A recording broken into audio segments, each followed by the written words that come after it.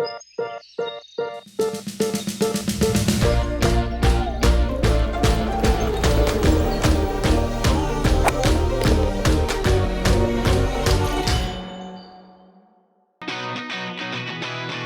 right, we are back here at Everbank Stadium. I'm with Jaguars punter Logan Cooke, maybe the biggest punter in the NFL. Biggest punter I've ever seen, that's for sure. So Logan, thanks for hanging out with me in the Easy Go cart, and we're just gonna hang out at Everbank Stadium, drive around and just talk.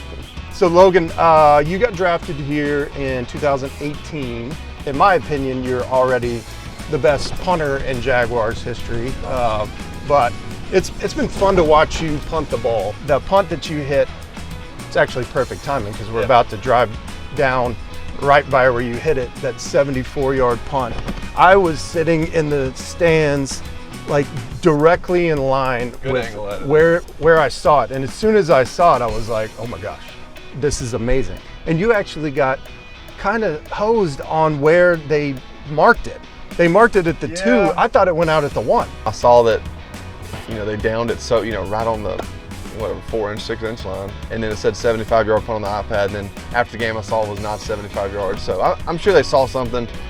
They always try to, get us a little bit somehow. So yeah, it was still an amazing punt and one of the best ones I've ever seen in my life. And I've seen quite a few punts. Hey, you and me both, brother. That's probably the coolest punt I'll ever hit in my life, too. Well, I think you can duplicate it at any point. So how has your time been here with the Jags? Obviously, you've had some amazing games, amazing punts. Is there any one game that stands out to you that you could say, like, up to this point in my career, this has been my favorite game? I think the Chargers game from 22 is kind of a hard one to beat. It's I'm not gonna lie, that game at halftime, I was in my head just, trying to stay in my helmet, so to speak. You know how that is when you're in a tough locker room like that. And you're listening to guys talk, but you're kind of sitting there in the corner and you're kind of thinking about, well, it was a good season, honestly, just hand up accountability, that's how I was feeling. I'm sure a lot of guys were. And then we came out and Trev and them just absolutely turned it around. And then obviously Riley hitting the game winner right there. It was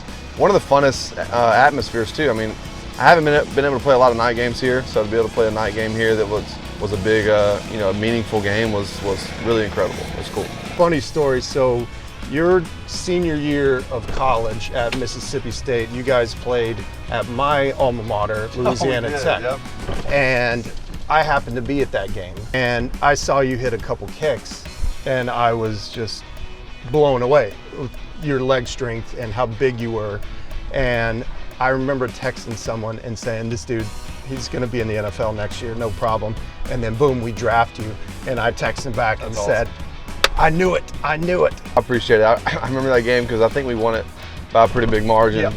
We were rolling kind of at the time, but there was I don't know if it's like a alumni area or something. There's glass behind the end zone, kind of like a wall. That's the weight room. Yeah, weight room. And I was the ref kept telling me before each kickoff, like, see if you can hit it. And I think I hit it a couple times, but it was. That's when I first saw your leg strength was on a kickoff. Yeah. And I was blown away because that was my strength in college, and the NFL was kickoffs. And when I saw you kick, I was like, yep, he's going to the NFL. It's been cool to have you here as a Jaguar and have you here on my golf cart and come hang out, but I know you got to get to practice, so I'll take you back and let's go Jags. Yeah, go Jags, baby Duval. All right, buddy. Appreciate it.